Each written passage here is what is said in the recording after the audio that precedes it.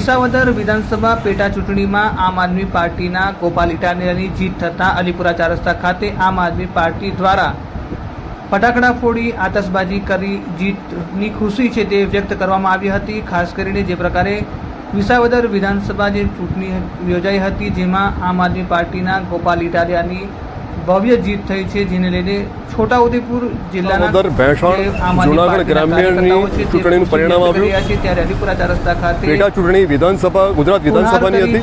આમ આદમી પાર્ટીના ઉમેદવાર ગોપાલભાઈ ઇટાલિયા 17,581 સમથિંગ મતોએ જંગી લીડથી જીત્યા છે ભારતીય જનતા પાર્ટીને ઉમેદવારને હરાવીને। સામાન્ય રીતે ભારતીય જનતા પાર્ટી એ લોકસભાની ચૂંટણી હોય, વિધાનસભાની ચૂંટણી હોય, જિલ્લા પંચાયતની ચૂંટણી હોય કે તાલુકા પંચાયતની ચૂંટણી હોય, એ ક્યારે પણ પ્રજાલક્ષી મુદ્દાઓને લઈને ચૂંટણી લડતી નથી। ભારતીય જનતા પાર્ટી હંમેશા સગવડીઓ રાષ્ટ્રવાદ અને સગવડીઓ હિન્દુવાદ આ બે બ્રહ્માસ્ત્રને લઈને જ ચૂંટણી લડતી હોય છે। પરંતુ આમ આદમી પાર્ટીના ગોપાલભાઈ ઇટાલિયા જે વિસાવદર ખાતે જે પેટા ચૂંટણી લડ્યા વિધાનસભાની, ગુજરાત વિધાનસભાની, એમાં માત્ર ને માત્ર ખેડૂતોના પ્રશ્નો, ભ્રષ્ટાચારને લગતા પ્રશ્નો, મોંઘવારીને લગતા પ્રશ્નો, બેરોજગારીને લગતા પ્રશ્નો, ટૂંકમાં પ્રજાને, આમ જનતાને અને આમ પ્રજાને સ્પર્શતા પ્રશ્નોને લઈને આ ચૂંટણી લડ્યા ગોપાલભાઈ ઇટાલિયા। અને આ ગોપાલભાઈ ઇટાલિયા આ ચૂંટણીમાં પ્રજાલક્ષી પ્રશ્નોને લઈને ભારતીય જનતા પાર્ટીને જબરજસ્ત લપડાક આપી છે। ટૂંકમાં એવું કહી શકીએ કે વિસાવદર, ભેંસાણ અને જૂનાગઢ ગ્રામ્યની જનતાનો વિજય થયો છે।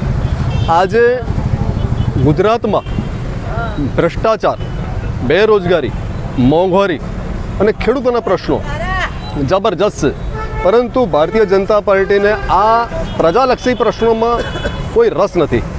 માત્ર ને માત્ર ચૂંટણી જીતવા માટે સગવડીઓ હિન્દુવાદ અને સગવડીઓ રાષ્ટ્રવાદ, ભાજપના એ જ બે માત્ર બ્રહ્માસ્ત્ર છે, રાજકીય બ્રહ્માસ્ત્ર। પરંતુ આ બ્રહ્માસ્ત્રોની સામે પણ ગોપાલભાઈએ જબરજસ્ત લીડથી આ પેટા ચૂંટણી જીતી છે। આમ આદમી પાર્ટી બોડેલી તાલુકો અને છોટાઉદેપુર જિલ્લો ગોપાલભાઈ ઇટાલિયાને હાર્દિક અભિનંદન આપે છે અને એ સંબંધમાં, એ સંદર્ભે આજે આ ઉજવણી કરી છે ગોપાલભાઈ ઇટાલિયાના વિજયની। એ સાથે મને તો એક એવો પણ મનમાં એક સવાલ ઉપજે છે કે વિસાવદર, ભેંસાણ અને જૂનાગઢ ગ્રામ્યની જનતાએ જે ગોપાલભાઈ ઇટાલિયાને જે આ જબરદસ્ત લીડથી વિજય બનાવ્યા છે, તો કદાચ આ સંઘ પરિવારવાળા અને ભાજપવાળા વિસાવદરની પ્રજાને કદાચ રાષ્ટ્ર વિરોધી અને હિન્દુ વિરોધીનું લેબલ પણ આપી દે એવું પણ બને। પરંતુ આ ચૂંટણીમાં ગોપાલભાઈ ઇટાલિયા નહીં પણ આ વિસાવદરની પ્રજાનો વિજય થયો છે। ખરેખર હું તો એવું કહું છું આગળ વધીને કે ગુજરાતની સમગ્ર પ્રજાએ વિસાવદરની પ્રજા પાસેથી રાજકીય જાગૃતિ, પ્રામાણિકતા અને પોતે કઈ રીતે પોતાના બંધારણીય મતાધિકારનો હકનો ઉપયોગ કરે છે એનો પાઠ ગુજરાતની પ્રજાએ લેવો જોઈએ। Thank you very much Dilubhai Thakkar.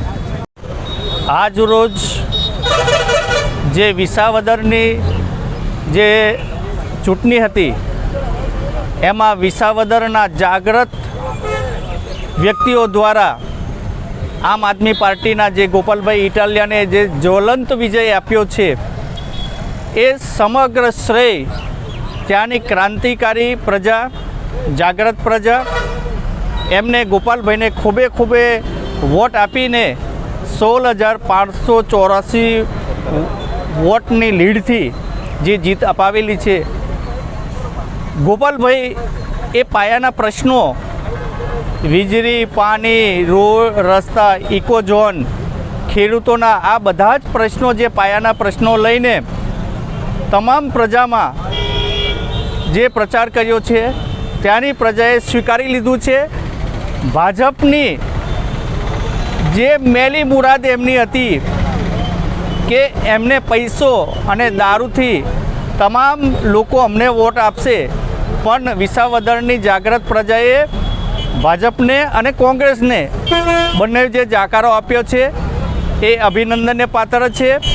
અને ગોપાલભાઈ જે અત્યારે જે જીતી ગયા છે 2027માં તમામ ગુજરાતમાં આમ આદમી પાર્ટી જે વિજય લહેરાવશે એવો અમને સંપૂર્ણ વિશ્વાસ છે.